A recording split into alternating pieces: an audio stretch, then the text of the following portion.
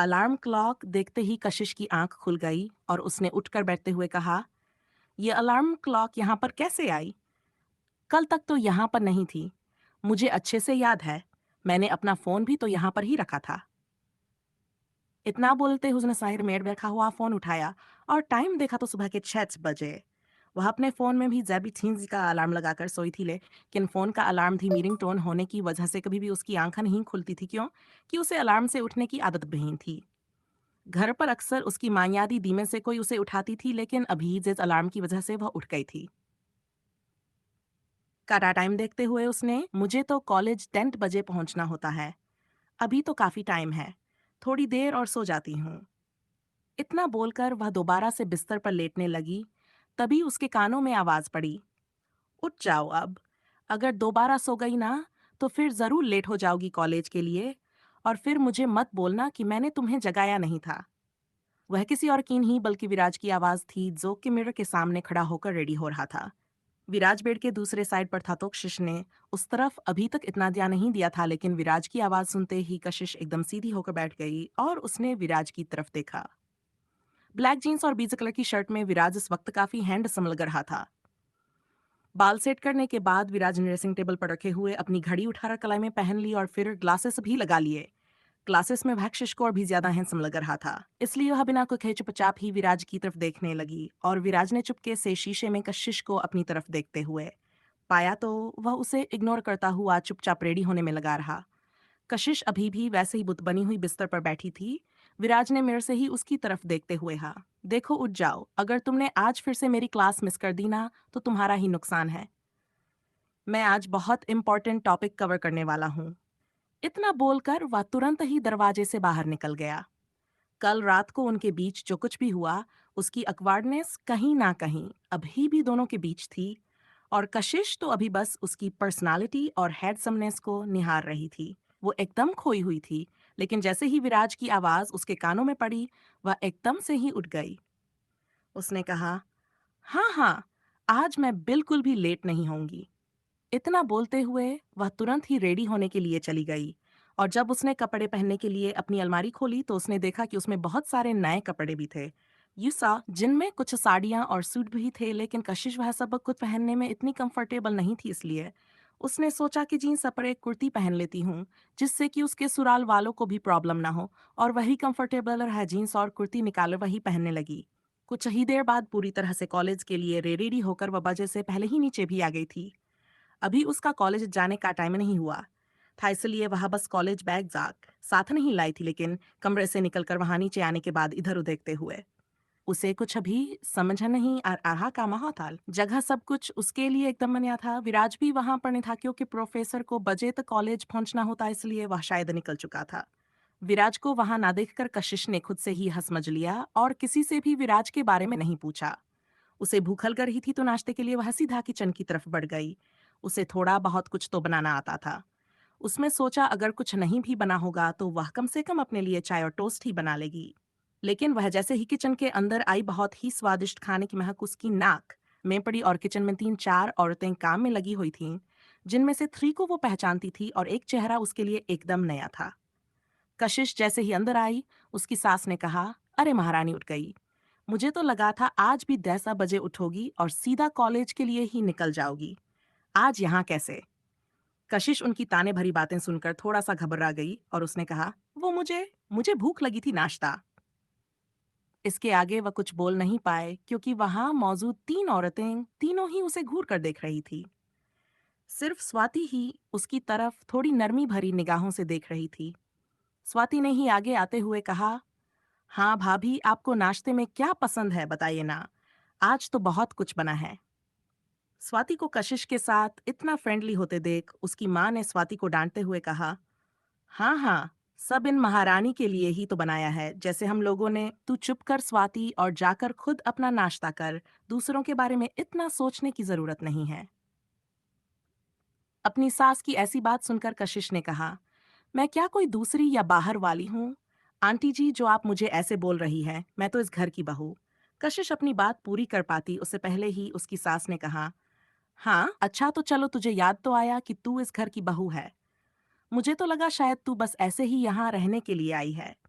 एक मेहमान की तरह वैसा ही तो बर्ताव है तेरा। कुछ भी बहू वाली जिम्मेदारियां फर्ज निभाने की कोशिश की है। तूने 2 दिन हो गए तुझे यहाँ पर, और आज तूने किचन में पांव रखा है, वो भी खुद से, क्योंकि मेरा कहा तो तू सुनती नहीं।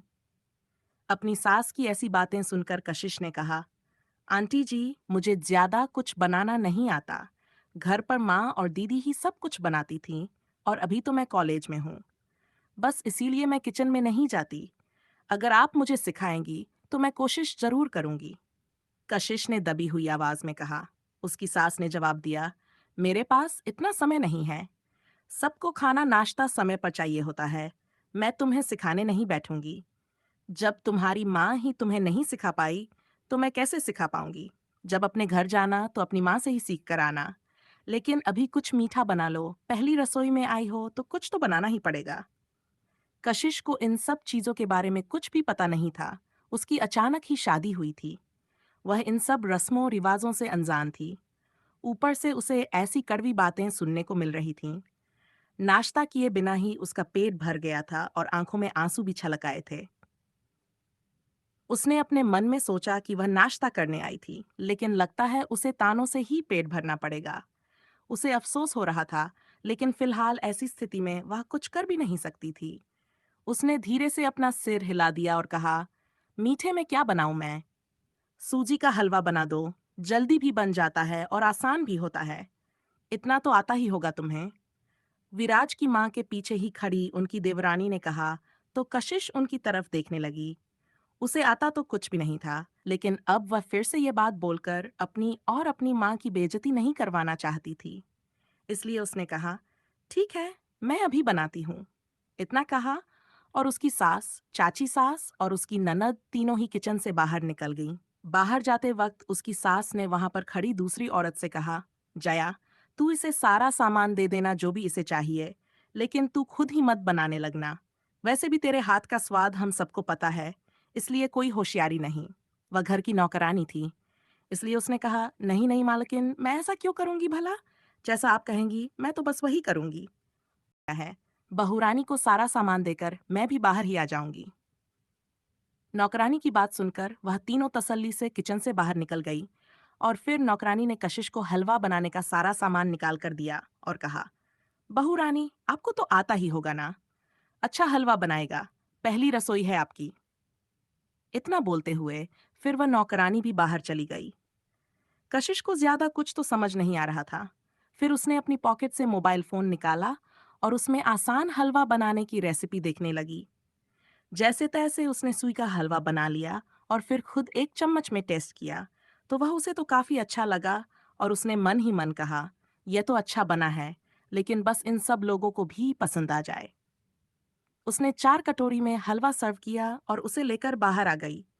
अब तक सुबह के 9 बज चुके थे और कशिश को जल्दी कॉलेज भी पहुंचना था।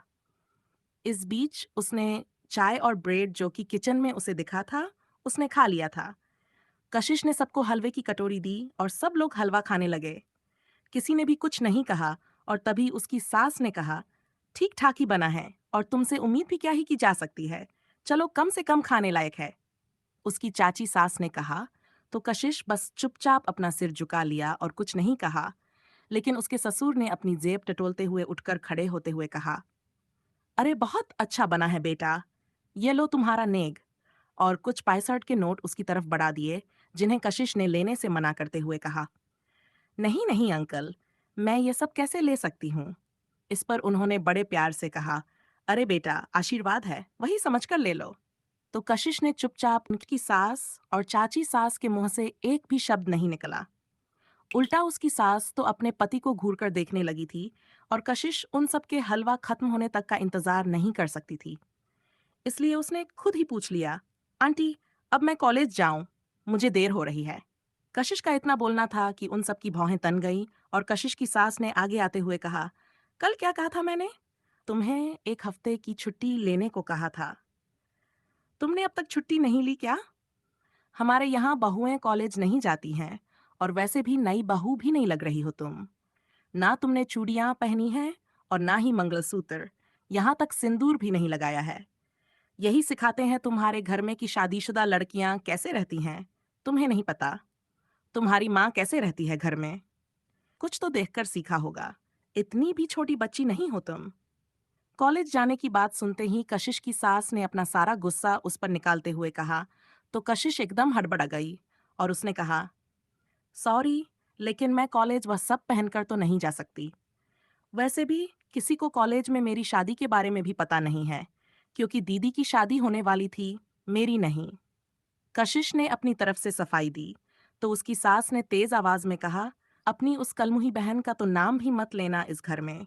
ये सब उसी का किया धरा है, उसकी वजह से ही तुम हमारे पल्ले पड़ गईं। और मैंने कहा ना, कहीं जाने की जरूरत नहीं है। जाओ चुपचाप अपने कमरे में जाकर कोई अच्छी सी साड़ी पहनो और अच्छी तरह से तैयार हो जाना, पूरा श्रृंगार करके। शादी की ज्वेलरी में से भी कुछ पहन लेना, ऐसे खाली नाक कान अच्छे नहीं लगते बहू के। कशिश को इतनी सारी बातें सुनकर बिल्कुल भी अच्छा नहीं लग रहा था, इसलिए उसने कहा, सॉरी, लेकिन प्लीज आज मैं कॉलेज के लिए रेडी हो गई हूँ। मुझे आज कॉलेज जाने दीजिए। मैं आज से एन हफ्ते की छुट्टी की एप्लीकेशन दे दूंगी और फिर कल से 1 हफ्ते की छुट्टी ले लूंगी। प्लीज आज मुझे मत रोकिए। कशिश पता नहीं क्यों, लेकिन ऐसे माहौल में उन लोगों के बीच वहां पर नहीं रुकना चाहती थी, इसलिए उसने थोड़ी रिक्वेस्ट करते हुए कहा। तो कशिश के ससुर जी ने कहा, अच्छा ठीक है बेटा, ऐसा है तो आज चली जाओ। और विराज की माँ, तुम क्यों ऐसे कर रही हो बहू के साथ? और कब तक उसकी बड़ी बहन का गुस्सा उस पर निकालोगी? इन सब में इसकी क्या गलती है? जाने दो उसे कॉलेज। कशिश के ससुर जी ने उसका साइड लेते हुए कहा, तो कशिश की आंखों में खुशी की चमक आ गई। उसने उनकी तरफ देखते हुए कहा, थैंक यू अंकल। उसने जैसे ही इतना कहा, तो उन्होंने कहा, अंकल नहीं बेटा, पापा जी बोलो। और प्यार से उसके सिर पर हाथ रखा। कशिश को पहली बार वहां पर थोड़ा सा अपनापन महसूस हुआ और वह उन्हें थैंक यू बोलते हुए वहां से अपने कमरे में आई। उसने अपना बैग और बुक्स उठाई और वहां से बाहर निकल गई। चाची और उसकी सास की नजरें अभी भी उसे घूरते हुए देख रही थी, लेकिन कशिश ने उन पर ज्यादा ध्यान नहीं दिया। वहां से बाहर निकलते ही कशिश ने अपने दिल पर हाथ रखते हुए कहा, बच गई आज तो, लेकिन कल क्या करूंगी मैं? मुझे विराज सर से बात करनी होगी इस बारे में। रोज रोज ऐसे तो नहीं चल सकता। मैं क्यों बेवजह कॉलेज से छुट्टी लूं? अगर कोई जरूरी काम होता या कोई फंक्शन होता तो मैं छुट्टी ले भी सकती थी। अगर घर में रहूंगी तो ये लोग मुझे टॉर्चर करेंगे और पता नहीं क्या क्या बनवाएंगे मुझसे। कशिश ये सब सोचकर बहुत परेशान थी और चलती जा रही थी। वह अभी सड़क तक पहुंची थी कि तभी एक गाड़ी एकदम उसके सामने आकर रुकी और घबरा गई। उसे ऐसा लगा जैसे कि वह बस उस कार से टकरा जाएगी, लेकिन ऐसा कुछ नहीं हुआ। वह अपनी जगह पर रुक गई और कार वाले ने भी ब्रेक मार दिया था। तभी कार के अंदर से उस आदमी ने चिल्लाते हुए कहा, ओ मैडम, मरने का शौक है तो कहीं और जाकर मरो, मेरी कार के सामने क्यों आ रही हो? उस आदमी की आवाज सुनकर कशिश ने कहा, मैं क्यों मरूंगी? मुझे कोई मरने का शौक नहीं है। तुम्हें ही गाड़ी चलानी नहीं आती, उसने भी चिल्लाकर कहा और वहां से आगे चली गई। कार वाला भी दूसरी तरफ निकल गया और उसके आगे जाने कशिश ने राहत की सांस ली। कशिश को पता था गलती उसकी ही थी। वह अपने ख्यालों में खोई हुई एकदम सोचती हुई आगे देखकर नहीं चल रही थी, इसीलिए वह कब बीच सड़क में आ गई थी। लेकिन फिर भी अपने ससुराल वालों का गुस्सा ही उसने कार वाले पर निकाल दिया और कार वाला भी ज्यादा कुछ बोले बिना ही चला गया। अब तक मेन रोड पर आ चुकी थी और वहां आते ही कशिश ने एक ऑटो लिया और वहां से सीधा अपने कॉलेज आ गई। To be continued. अगर आपको कहानी पसंद आए तो लाइक, शेयर और सब्सक्राइब जरूर करें। और अगर आप हमारे चैनल पर नए हैं तो सब्सक्राइब करना ना भूलें।